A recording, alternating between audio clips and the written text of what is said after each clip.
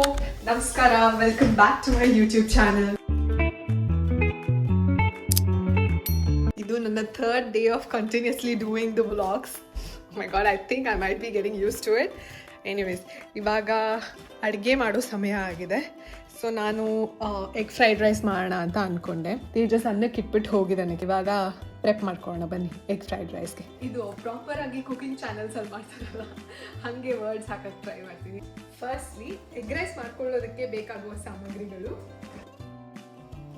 Egg, ಆಮೇಲೆ garlic paste, ginger paste, ಕರಿಬೇವು, ಅಷ್ಟು ಸಾಕು. ಆಮೇಲೆ ಇನ್ನೊಂದು ಇಂಪಾರ್ಟೆಂಟ್ ಥಿಂಗ್ ಬರ್ತದೆ, ಆನಿಯನ್ ಒಂದು ಮತ್ತೆ ಲೆಮನ್ ಅಂತ. ಮೊದಲಿಗೆ ಎಲ್ಲವನ್ನ ಹೆಚ್ಚಿಕೊಳ್ಳೋಣ.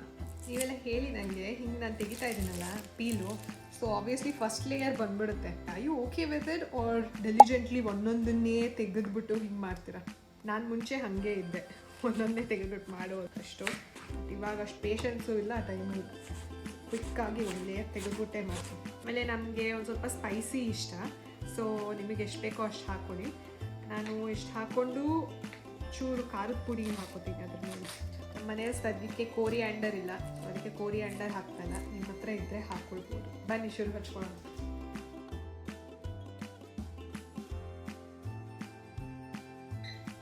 ಮೊದಲಿಗೆ ಒಂದು ಬಾಣಲೆಯಲ್ಲಿ ಎಣ್ಣೆ ಹಾಕೋಬೇಕು. ಬಟ್ ನಮ್ಮ ಮನೆಯಲ್ಲಿ ಬಾಣಲಿ ಅಷ್ಟು ದೊಡ್ಡದಿಲ್ಲ, ಸೊ ಅದಕ್ಕೆ ಈ ಫ್ರೈಯಿಂಗ್ ಪ್ಯಾನ್ ಯೂಸ್ ಮಾಡ್ತಾರೆ. ಫಸ್ಟ್ ಒಂಚೂರು ಎಣ್ಣೆ ಹಾಕೊಳ್ತಾ ಇದ್ದೀನಿ.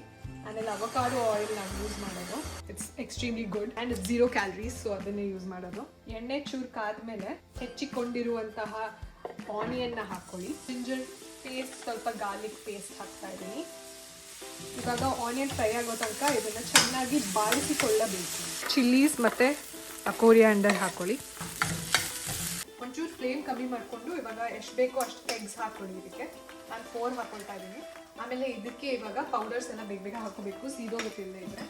ಟರ್ಮರಿಕ್ ಹಾಕೋತಾ ಇದ್ದೀನಿ, chilli powder and pepper powder, ಆಮೇಲೆ ಜೀರಾ ಪೌಡರ್ ಚೂರು ಹಾಕೋತೀನಿ. ನನಗೆ ಟೇಸ್ಟ್ ಡಾಮಿನೇಟಿಂಗ್ ಆಗಿದ್ರೆ ಇಷ್ಟ ಆಗಲ್ಲ. Last but not the least ಧನಿಯಾ ಪೌಡರ್ ಹಾಕೋಬೇಕು. Last but not the least ಅದಲ್ಲ, ಸಾಲ್ಟ್ ನೋಡ್ಕೊಂಡು ಹಾಕೊಳ್ಳಿ. ಆಮೇಲೆ ಅನ್ನ ಹಾಕೊಂಡಾದ್ಮೇಲೂ ಹಾಕೋಬೇಕು. ಇವಾಗ ಇದನ್ನು ಚೆನ್ನಾಗಿ ಮಿಕ್ಸ್ ಮಾಡಬೇಕು. ತೀರಾ ಡ್ರೈ ಮಾಡ್ಕೊಳಕ್ಕೆ ಹೋಗಬೇಡಿ, ಚೂರು ಬೆಟ್ಟಿರುವಾಗೇನೆ ರೈಸ್ ಹಾಕೊಂಡ್ಬಿಡಿ. ಇವಾಗ ರೈಸ್ ಕುಕ್ಕರಲ್ಲಿ ರೈಸ್ ಆಗಿದೆ. ಇವಾಗ ಈ ರೈಸ್ನ ಇದಕ್ಕೆ ಹಾಕ್ಕೊಳ್ತೀನಿ. ಇದಕ್ಕೆ ಬೇಕಾಗಿರೋ ಅಷ್ಟು ಇವಾಗ ಸಾಲ್ಟ್ ಹಾಕೊಳ್ಳಿ. ಕಲಿಸ್ಬಿಟ್ಟು ಎಲ್ಲ ಟೇಸ್ಟ್ ಮಾಡೋಣ. ಲೆಮನ್ ತೊಗೊಂಡಿದ್ದೀನಲ್ಲ ಅದನ್ನು ಸ್ವಲ್ಪ ಸ್ಕ್ವೀಸ್ ಮಾಡ್ಕೊಳ್ಳಿ. ಚೆನ್ನಾಗಿ ಕಲಿಸ್ಕೊಳ್ಳಿ. ಈ ವೈಟ್ ಎಲ್ಲ ಕಾಣಿಸ್ತಾನೆ. ಇವಾಗ ಇರೋದು ಇಂಪಾರ್ಟೆಂಟ್ ಸ್ಟೆಪ್ಪು, ಸ್ವಲ್ಪ ಟೇಸ್ಟ್ ಮಾಡಿ ನೋಡಿ, ಉಪ್ಪೇನಾದ್ರು ಬೇಕಾ.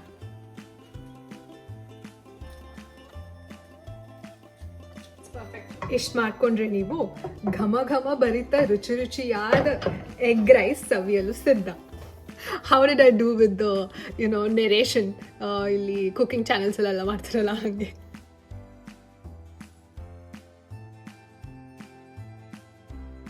ಕಲ್ದೋಗಕ್ಕೆ ರೆಡಿ ಇದ್ದೀರಾ? ಸ್ಮೆಲ್ ಬರ್ತಾ ಇದೆ. ಇವ್ರು ಫುಡ್ ರಿವ್ಯೂನೇ ಕೊಡ್ತಾರೆ ಕರೆಕ್ಟಾಗಿ ಪ್ರಾಪರಾಗಿ. ಅದಕ್ಕೆ ನಾನು ಅನ್ನನ ಯಾವಾಗಲೂ ಇನ್ಸ್ಟಾ ಪಾಟಲ್ಲೇ ಮಾಡ್ತೀನಿ, ಬಿಕಾಸ್ ಉದ್ರುದ್ರಾಗಿ ಚೆನ್ನಾಗಾಗುತ್ತೆ. ನಮ್ಮಿಬ್ರಿಗೂ ಉದ್ರುದ್ರಾಗೆ ಇಷ್ಟ. ಮುದ್ದೆ ಥರ ಇದ್ರೆ ಅಷ್ಟು ಇಷ್ಟ ಆಗಲ್ಲ. ಇದೇ ಥರ ಮುದ್ದೆನೇ ತಿಂದು ಆನೆಸ್ಟ್ ಒಪಿನಿಯನ್. ಭರ್ಜರಿ ಊಟ ಮಾಡಿಕೊಂಡು ಫ್ರೂಟ್ಸ್ ತಂದಿದೆ ವರಮಹಾಲಕ್ಷ್ಮಿ ಹಬ್ಬಕ್ಕೆ, ಸೊ ಅದನ್ನು ಯೂಸ್ ಮಾಡಿಬಿಟ್ಟು ಫ್ರೂಟ್ ಸಲಾಡ್ ಮಾಡ್ಕೊಂಬರೋಣ ಅಂತ ಹೆಚ್ಚುತ್ತಾ ಇದ್ದೀನಿ. ಹಾಗೇನೇ ಎಷ್ಟೊಂದು ಕ್ವೆಶನ್ಸ್ ಬಂದಿದೆ ನನಗೆ. I will try to answer those questions ಆಯಿತಾ. ಫಸ್ಟ್ಲಿ ಇದು ವರಮಹಾಲಕ್ಷ್ಮಿ ಹಬ್ಬಕ್ಕೆ ಹಾಕಿರೋ ಶಾರ್ಟ್ಸು ನಿಮಗೆಲ್ಲ ಇಷ್ಟ ಆಗಿದೆ. Thank you so much. ಎಷ್ಟೊಂದು ಕಾಮೆಂಟ್ಸ್ ಮಾಡ್ತಾ ಇದ್ದಾರೆ. ಅದರಲ್ಲಿ ಇಟ್ಟಿರೋ ದೇವ್ರದ್ದು ವಿಗ್ರಹ ನಾನು ಈ ಸಲ ರೀಸೆಂಟಾಗಿ ಇಂಡಿಯಾಗೆ ಹೋಗಿದ್ನಲ್ಲ ಲಾಸ್ಟ್ ಇಯರು, ಸೊ ಅವಾಗ ಅಲ್ಲಿಂದ ತಂದಿದ್ದು. ಅದು ತೊಗೋಬೇಕು ಅನ್ನೋ ಐಡಿಯಾನೇ ಇರಲಿಲ್ಲ, ಸುಮ್ಮನೆ I was just passing by that store. ಅವಾಗ ಕಣ್ಣಿಗೆ ಬಿತ್ತದು, ಸೊ ಇಟ್ಕೊಂಡೆ. ಅದನ್ನ ಎಲ್ಲಿಂದ ತೊಗೊಂಡ್ರಿ ಅಂತ ಕೇಳ್ತಾ ಇದ್ರಿ ಎಷ್ಟೊಂದು ಜನ. ಬ್ರಿಗೇಡ್ ರೋಡಲ್ಲಿ ಹ್ಯಾಂಡಿಕ್ರಾಫ್ಟ್ಸ್ ಎಂಪೋರಿಯಂ ಅನ್ಸುತ್ತೆ ಅದರದ್ದು ಹೆಸರು, ಅಲ್ಲಿ ತೊಗೊಂಡೆ. It is a cute store, tiny store, ಚೆನ್ನಾಗಿತ್ತು. ಅಲ್ಲಿ ಅಷ್ಟಲಕ್ಷ್ಮಿ ವಿಗ್ರಹ ನನಗೆ ಎಷ್ಟಿತ್ತು ಗೊತ್ತಾ, ನಂಗೆ ಮರ್ತೋಗಿದೆ, ಲಾಸ್ಟ್ ಇಯರ್ ತೊಗೊಂಡಿದ್ದು. ಅಂದಾಜು ಒಂದು 8,000 ಅನಿಸುತ್ತೆ. ಆ 8 ಬ್ರಾಸ್ ವಿಗ್ರಹಗಳಿಗೆ ಅವ್ರದ್ದು ಬೇಕಂದ್ರೆ ಇಲ್ಲಿ ಹಾಕಿರ್ತೀನಿ details, store details, product link ಎಲ್ಲ ಇಲ್ಲ. ಆಮೇಲೆ ನೆಕ್ಸ್ಟ್ ಕ್ವೆಶ್ಚನ್ ಏನಂದರೆ, ನಾನು ಈ ಸಲ ಇಂಡಿಯಾಗೆ ಹೊರಡ್ತಾ ಇದ್ದೀನಿ ಅಲ್ಲ, ಆ ಇಂಡಿಯಾಗೆ ಹೊರಡುವಾಗ ನೀವು ಪ್ಲಾನ್ಸ್ ಎಲ್ಲ ಏನು ಮಾಡ್ತೀರಾ ಅಂತ ಯಾರೋ ಕೇಳಿದ್ರು. ನನಗೆ ಏನು ಸರ್ಪ್ರೈಸಿಂಗ್ ಇದರಲ್ಲಿ ಅಂದರೆ, people are so interactive in this. They want know ಏನಾಗ್ತಾ ಇದೆ, ಹಿಂಗಾಗುತ್ತೆ ಅಂತ ಎಲ್ಲ. ನಾನು I am happy about it. Let's keep it more interactive. ನಾವಿಲ್ಲಿ ಹೊರಡುವಾಗ ಯೂಶಲಿ ಇಲ್ಲಿ ನಮ್ಮ ಫ್ರೆಂಡ್ಸ್ಗೆ ಕೊಟ್ಬಿಟ್ಟು ಹೋಗ್ತೀನಿ. ಇಲ್ಲಿ ಇಂಡೋರ್ ಪ್ಲಾಂಟ್ಸ್ ಏನಾದರೂ ಇದ್ರೆ ಚಿಕ್ಕದು ಕಾರಲ್ಲಿ ತೊಗೊಂಡೋಗಿ ಅವ್ರ ಮನೆಗೆ ಕೊಡ್ತೀವಿ. ನಾವು ಬರೋ ತನಕ ನೋಡ್ಕೊತಾರೆ ಚೆನ್ನಾಗಿ. ಅದು ಬಿಟ್ಟರೆ ಇಲ್ಲಿ ಆಚೆ ಪ್ಲಾಂಟ್ ಗಾರ್ಡನ್ ಎಲ್ಲ ಇದೆಯಲ್ಲ, ನೇಬರ್ ಒಬ್ರಿದ್ದಾರೆ, ಅವರಿಗೆ ಹೇಳೋಣ ಅಂತ ಅನ್ಕೊಳ್ತಾ ಇದ್ದೀವಿ. ಬಟ್ ಕಷ್ಟ ಆಗುತ್ತೆ, ಎಷ್ಟೇ ಯಾರೇ ನೋಡ್ಕೊಂಡ್ರು ನಮ್ಮ ಪ್ಲಾಂಟ್ಸನ್ನು ನಾವು ನೋಡ್ಕೊಂಡಂತೂ ಆಗಲ್ಲ. ಸ್ವಲ್ಪ ಎಲ್ಲೋ ಟರ್ನ್ ಆಗಿರುತ್ತೆ ಅಥವಾ ಲೀವ್ಸ್ ಎಲ್ಲ ಉದ್ರಿರುತ್ತೆ. ಬಟ್ ಸ್ಟಿಲ್ ಅವ್ರು ಅಟ್ಲೀಸ್ಟ್ ಅದನ್ನು ಲೈವ್ ಆಗಾದರೂ ಇಟ್ಕೊಂಡಿರ್ತಾರಲ್ಲ. So I am happy for that. Thank you so much ಯಾರ್ಯಾರು ಇಲ್ಲಿ ತನಕ ಹೆಲ್ಪ್ ಮಾಡಿದ್ರು. Shout out to Lakshmi and Shrinidhi. ನಾನು ಫ್ರೂಟ್ ಸಲಾಡ್ಗೆ ಇವಾಗ ಸದ್ಯಕ್ಕೆ ಆರೆಂಜ್ ಇದೆ, ಆ್ಯಪಲ್ ಇದೆ, ಬನಾನಾ ಇದೆ, ಇಷ್ಟನ್ನು ಹಾಕೋಣ ಅನ್ಕೋತಾ ಇದ್ದೀನಿ. ಈ ಆ್ಯಪಲ್ದು ಸಿಪ್ಪೆ ಇಷ್ಟ ಆಗಲ್ಲ ನನಗೆ, ಸೊ ಅದನ್ನು ತೆಗೆದ್ಬಿಟ್ಟು ಹಾಕ್ತಾ ಇದ್ದೀನಿ. I guess this is mosambi, orange ಅಲ್ಲ. ಒಂದು ಬಾಳೆಹಣ್ಣು ಹಾಕ್ಬಿಡೋಣ ಅಂತ ಅನಿಸ್ತಾ ಇದೆ, ಸೊ ಅದನ್ನು ಹಾಕ್ಬಿಡ್ತೀನಿ. ಇದು ತುಂಬ ಸಿಟ್ರಸೀನೇ ಆಗಿಬಿಡುತ್ತೆ, ಬರೀ ಆರೆಂಜ್ ಜಾಸ್ತಿ ಇದೆ ಅಂತ. ಇದನ್ನ ಇವಾಗ ಫ್ರಿಜ್ಜಲ್ಲಿ ಇರ್ತೀನಿ.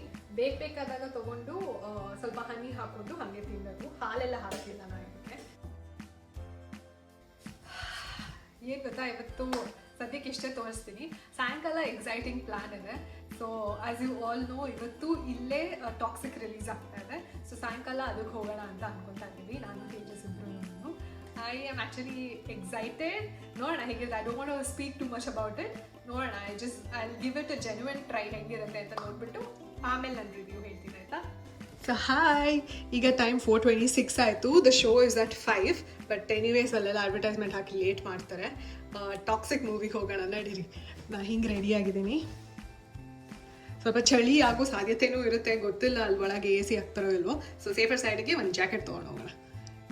I am excited. ಬನ್ನಿ ಹೊರಡೋಣ.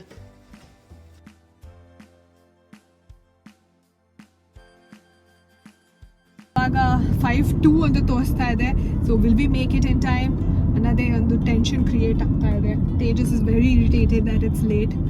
ಬಟ್ ಟ್ರಾಫಿಕ್ ಬೇರೆ ಇದೆ, ನೋಡೋಣ ಹೆಂಗಾಗುತ್ತೆ. ನೋಡಿ ಹೆಂಗಿದೆ ಇದು ಪ್ಲೇಸ್. ಹೆಸರು ಕರ್ಕ್ಲೆಂಡ್ ಟೋಟಮ್ ಲೇಕ್ ಅಂತ. ಎಷ್ಟು ಪ್ರಿಟಿ ಆಗಿದೆ ನೋಡಿ. ಇಲ್ಲೇ ಲೆಫ್ಟ್ ಸೈಡಲ್ಲಿ ನಾವು ಹೋಗಬೇಕಾಗಿರೋ ಮೂವಿ ಹಾಲ್ ಅಲ್ಲಿ ನೋಡಿ, ಸಿನೆಮಾರ್ಕ್ ಅಂತ ಇದೆಯಲ್ಲ, ಅಲ್ಲಿ ಹೋಗ್ಬೇಕು ನಾವು ಇವಾಗ. ಪಾರ್ಕಿಂಗ್ ಈ ಸೈಡ್ ಇದೆ. ಕ್ವಿಕ್ಕಾಗಿ ಒಂದು ಸ್ಪಾಟ್ ಸಿಕ್ಕರೆ ಪಾರ್ಕ್ ಮಾಡಿ ಹೊರಡ್ಬೋದು. 5 ಆಯಿತು already. Will we make it before the movie starts? Let's see. Finally parking ಸಿಕ್ತು. ಲೇಟಾಗಿ ಹೋಗ್ತಾ ಇದೆ, ಎಲ್ಲ ಜನ ಬರ್ತಾ ಇದ್ದಾರೆ. ಐ ಥಿಂಕ್ ಮೋಸ್ಟ್ಲಿ ಇಂಡಿಯನ್ಸೇ ಕಾಣಿಸ್ತಾ ಇದ್ದಾರೆ, ಎಲ್ಲರೂ ಮೂವಿಗೆ ಬರ್ತಾ ಇದ್ದಾರೆ ಅನಿಸ್ತಾ ಇದೆ. ಎಕ್ಸೈಟಿಂಗ್. ಇಲ್ಲೇ ಫಸ್ಟು ಏನಾದರೂ ತಿನ್ನಕ್ಕೆ ತೊಗೊಂಡು ಹೋಗೋಣ ಅಂತ ಅನ್ಕೊತಾ ಇದ್ದೀವಿ. ಇಷ್ಟು ರಶ್ ಬೇರೆ ಇದೆ. ಒಂದು ಪಾಪ್ಕಾರ್ನು ಮತ್ತು ನೀವೇನು ಚಿಕನ್ ಟೆಂಡರ್ಸ್ ತೊಗೊಳ್ಳೋಣ ಅಂತ ಅನ್ಕೊತಾ ಇದ್ದೀವಿ. We got a popcorn and chicken tenders. And it's XG, so larger screen. ಓ ಹೌದಾ? ಸೀಟ್ ನಂಬರ್ ಏನಂದ್ರೆ G20.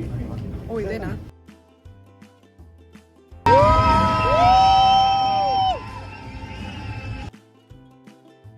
ಹೆಂಗನ್ಸ್ತು? ಪರವಾಗಿಲ್ಲ, ಚೆನ್ನಾಗಿದೆ. One time watch. ಆ್ಯಕ್ಟಿಂಗ್ ಎಷ್ಟು ಮಾತ್ರ ಬಿಕಮ್ ಫ್ಯಾನ್. ಕ್ರೇಜಿಯಾಗಿ ಮಾಡಿದ್ದಾನೆ. ಕರೆಕ್ಟ್ ಮಾಡಿದ್ದಾನೆ. ಸ್ಟೋರಿನೂ ಓಕೆ ಆಗಿದೆ, ಬಟ್ ಅದು ಏನೋ ಮಿಸ್ಸಿಂಗ್ ಇದೆ, ಏನಂತ ಗೊತ್ತಾಗ್ತಾ ಇಲ್ಲ. ಒಂದು ಟ್ವಿಸ್ಟ್ ಬರುತ್ತೆ, ಅದು ಮಾತ್ರ ಕ್ರೇಜಿ ಟ್ವಿಸ್ಟ್ ಇದೆ. ಆಮೇಲೆ ಆ್ಯಕ್ಟಿಂಗ್ ವೈಸ್ ಅಂತೂ ಎಲ್ಲರೂ ಚೆನ್ನಾಗಿ ಮಾಡಿದ್ದಾರೆ. ಯಶ್ ಅಂತೂ ಸೂಪರಾಗಿ ಮಾಡಿದ್ದಾರೆ. ಸೆಕೆಂಡ್ ಹಾಫಲ್ಲಿ ಚೂರು ಬೋರ್ ಅಂತ ಅನಿಸುತ್ತೆ, but yeah good. Over a good movie. So this was my day 3 of vlogging. ನಿಮಗೆಲ್ಲ ಇದು ಇಷ್ಟ ಆಗ್ತಾ ಇದೆ ಅಂತ ಅಂದ್ಕೊಳ್ತಾ ಇದ್ದೀನಿ. If you like it, please subscribe to my channel and keep supporting. I see you in my next one. Bye.